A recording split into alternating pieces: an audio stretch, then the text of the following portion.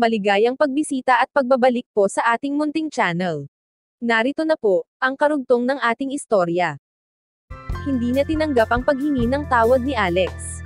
Tinulak niya ito palayo at mabilis na naglakad paalis. Natigilan si Alex habang nakatingin sa likod niya. Napakamot siya sa ulo at pumunta sa banyo para linisin ang ilong. Pagkatapos ay dahan-dahan siyang naglakad papunta sa room 888 na inayos para sa meeting nila ni Ken. Ika-13 kabanata. Ang take-out na pagkain. Napuno na ng tao ang room 888. Si Ken Stokes ay isa sa mga pinagkakatiwalaan ng pamilya Ambrose at nasa kalagitnaang taong gulang na lalaki. Tumayo siya sa pintuan ng kwarto at kinausap ang general manager ng Golden Mansion Hotel. Handa na ba kayong lahat? Bahagyang iniyuko ng general manager ang kanyang ulo at magalang na sinabi. Ang lahat po ay inihanda ayon sa iyong direksyon. Ang iyong mga sangkap para sa pagkain na dinala sa oras na ito, ay isang eye-opener para sa aming hotel. Kayo lang po ang nag-iisa na taga New York na nakahanap ng napakaraming sangkap. Si Ken, hindi pinansin ang paambobola ng general manager at simpleng sabi, darating na ang bisita ko, kaya maging abala kayo. Pagkaalis ng general manager. Tumakbo papasok, ang magandang babae na may mahabang buhok nang makita niya si Ken. Lumapit ito kay Ken na parang nagkamali. Mr. Stokes, na late po ako. Paumanhin. Tumingin si Ken sa kanya. Buti na lang at hindi pa rin dumarating si Alex Ambrose. Kung hindi, mawawalan ako ng mukhang ihaharap dahil sayo. Humingi uli siya ng paumanhin at tahimik na umupo. Nakatayo si Ken sa pintuan sa pribadong silid at nag-aalalang naghihintay. Ilang sandali pa. Casual na sumulpot si Alex sa corridor. Sinimulan ni Ken at nagmamadaling lumapit kay Alex. Mr. Ambrose, you're here, come in. After being respectfully invited by Ken, pumasok si Alex sa room 888. Tumayo ang lahat ng tao sa room. Karamihan sa kanila ay nakasuot ng propesyonal at nasa loob ng 40 at 50 taong gulang. Lahat sila ay mga upper-class na tao mula sa New York at sa nakapaligid na estado. Sila po ang lahat ng mga taong nagtatrabaho sa East Coast Division. Pinakilala sila ni Ken kay Alex at saka sinabi sa iba. Siya si Mr. Alex Ambrose. Maligayang pagdating Mr. Ambrose, sabay-sabay nilang bati kay Alex. Siya yon, sa isip ng babaeng maganda na may mahabang buhok. Nang makita niya si Alex, nanlaki ang mga mata niya at hindi makapaniwala. Ang buong katawan niya ay nanginginig at puno ng pagkabalisa. Nasigawan ko ang tagapagmana ng pamilya, sa elevator. Napansin din siya ni Alex at hindi niya inaasahan na nasa kwarto pala ang sexing long-haired beauty na ito. Tumitig si Alex sa mukha niya bago siya bumalik sa normal at mahinahong sinabi. Umupo po kayong lahat. Mr. Ambrose, please take my seat. Sinenyasan ni Ken na maupo sa tabi ng magandang long-hair na babae.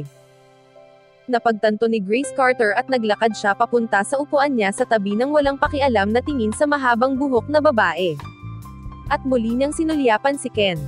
Napansin ni Ken ang nagtatanong na tingin sa mga mata ni Alex. Ipinaliwanag ni Ken kung sino sa kanya ang long-hair beauty. Siya ang Information Director ng East Coast Division, si Lucy Smith. Tumingin si Lucy kay Alex na may napakapait na kawalan ng lakas at malungkot na ngiti. Hindi katakataka na mawalan siya ng lakas kahit gaano siya kaoptimistiko. Mr. Ambrose, mangyaring tikman mo ang ulam na ito, na espesyal na inihanda para sa iyo. Iminungkahi ni Ken na maglagay ng ulam bago si Alex. Dinampot ni Alex ang isang subo ng ulam at inilagay sa kanyang bibig. Ito ay napakasarap. Mahigit 7 taon na rin ako hindi nakakakain sa mamahaling hotel. Ito ang unang pagkakataon na kumain ako ng masarap sa loob ng mahabang panahon. Tahimik na sabi ng isip ni Alex sa kanyang puso. Ang hindi alam ni Alex, na kapag tinikman ng ibang mga bisita ang mga ulam, ay napukaw din ang kanilang gana, at ang kanilang puso, ay larangan din ng pananabik. Kumain si Alex hanggang mabusog siya. Mr. Ambrose, tapos ka na ba?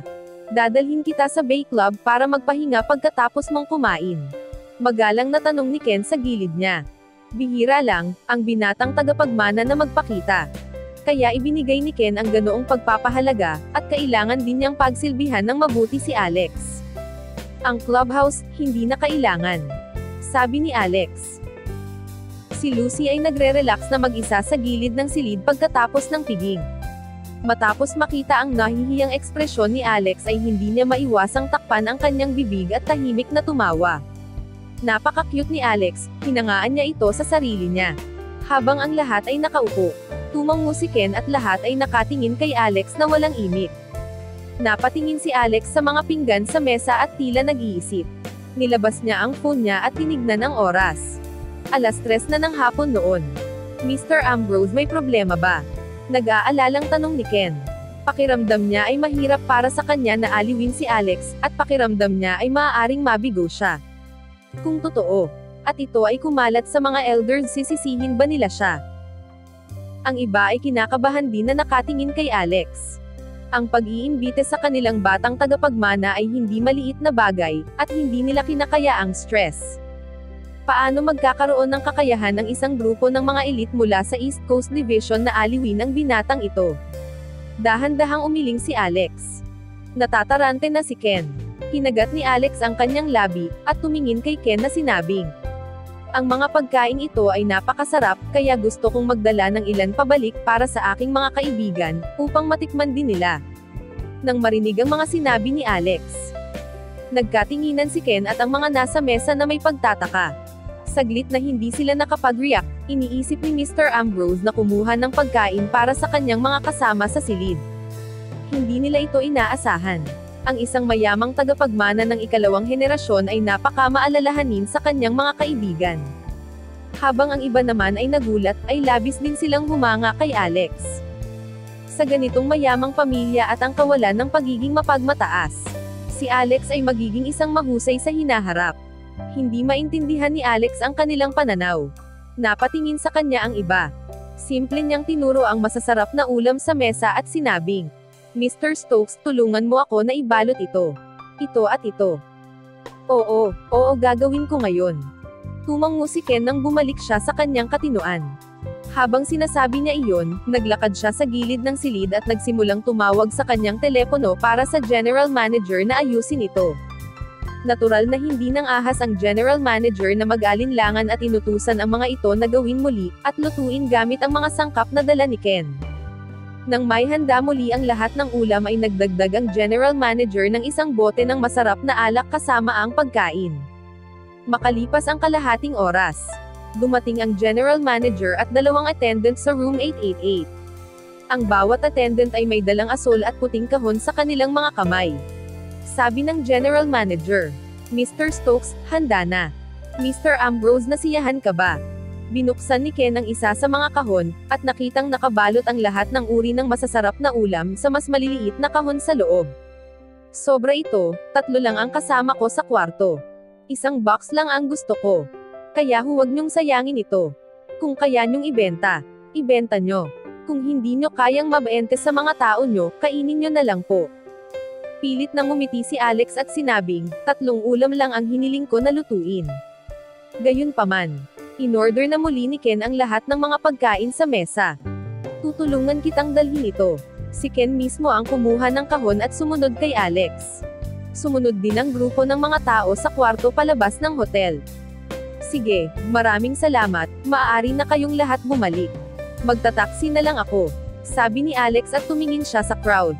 "Mr. Ambrose, ihahatid na kita doon. Nandyan ang sasakyan ko." Niyaya ni Lucy ang kanyang driver na lumabas. Pumayag naman si Alex. Sa paghatid ni Lucy kay Alex, gumaan ang pakiramdam ni Ken at ng iba pa. Pagkatapos magpaalam kay Alex ay umalis na silang lahat. Habang naglalakad sila papunta sa sasakyan, nagsimulang humingi ng tawad si Lucy kay Alex. "Mr. Ambrose, maraming salamat sa pagpayag na makasama ako. Ako pala yung nasa elevator." Hinawakan niya ang kamay ni Alex, at sabi niya, "Sampulin mo rin ako ng ilang beses. Hindi na kailangan, Director Smith. Anong ginagawa mo?" Binawi ni Alex ang kamay niya at sinabing hindi na lang sana kita sinilip sa elevator. "Wala po iyon. Ang swerte ko at nakita mo ako. Sana hindi ka galit sa akin. Ako po ay lubos na nagpapasalamat, salamat po sir." Yumuko si Lucy kay Alex habang patuloy itong nagsasalita. "Sige, pakibalik mo na lang ako sa campus." Ngumiti ng mahina si Alex. "Oo," sagot ni Lucy. Habang naglalakad sila ay kinuha ni Alex ang kanyang cellphone. At tumawag sa kanyang kasama sa dorm na si Joe. Nasaan ka? Nasa hospital pa ako, sa room ni Rose, sagot ni Joe. Nasa hospital pa pala sila, sa isip ni Alex. Dapat akong pumunta doon ngayon, dala itong mga bagong lutong pagkain. Bahagyang kumunot ang noo ni Alex at sinabing, ano ang number ng room ni Rose? Pupunta ako dyan ngayon. Dumating sila sa sasakyan ni Lucy. Ito ay Mercedes-Benz G500. Mr. Ambrose, please get in. Lucy said sweetly, to Alex. Inilagay muna ni Alex ang kahon ng pagkain sa likurang upuan. Pagkatapos ay sumakay na rin siya. Pumasok si Lucy sa kabilang pinto. Sa Preston University, sabi ni Lucy sa kanyang driver. Silang dalawa lang ang nasa likod.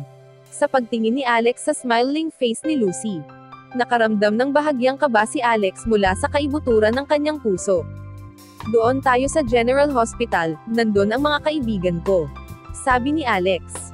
Sige, nakangiting sabi ni Lucy. At pinaandar na ang sasakyan. Ang kotse ay napuno ng halimuyak ng pabango ni Lucy. Gusto ni Alex na sumulyap muli kay Lucy. Ngunit nang makita niya ang titig ni Lucy, mabilis siyang tumalikod. Namumula ang mukha niya. Nakaramdam siya ng hiya. Sir, pwede niyo po akong tingnan ng mabuti, wala po akong sasabihin. Wika ni Lucy. Ang kanyang dibdib bahagyang lumutang kasama ang kanyang malambing na boses. Natigilan si Alex. Napatingin si Lucy kay Alex at sinabing, di ba sinabi ko na ito dati? Ang makita ka ay isang pagpapala. Napangiti si Alex sa kahihiyan. Dahil sinabi na ito ni Lucy ay hindi na niya kailangan pang magpalusot. Lumingon siya sa upuan at diretsyong tumingin sa kanya. Ang hirap paniwalaan, at di ito talaga kapani-paniwala. Ang lahat ng parte ng kanyang katawan ay mapang-akit.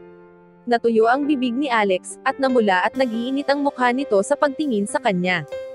Nakarating sila sa General Hospital. Nang makita niya ay nakatitig pa rin sa kanya si Alex. Hindi napigilan ni Lucy na mapangiti. Nandito na po tayo Mr. Ambrose, mahina niyang sabi. Noon lang nabawi ni Alex ang kanyang katinoan. Salamat, aalis na ako. Kinuha niya ang box ng pagkain na kanyang hiningi at lumabas ng sasakyan. Hanggang dito na lang po muna. Sana ay subaybayan po ninyo ang ating istorya. Maraming salamat sa pakikinig. Hinihiling ko po ang inyong suporta sa ating munting channel.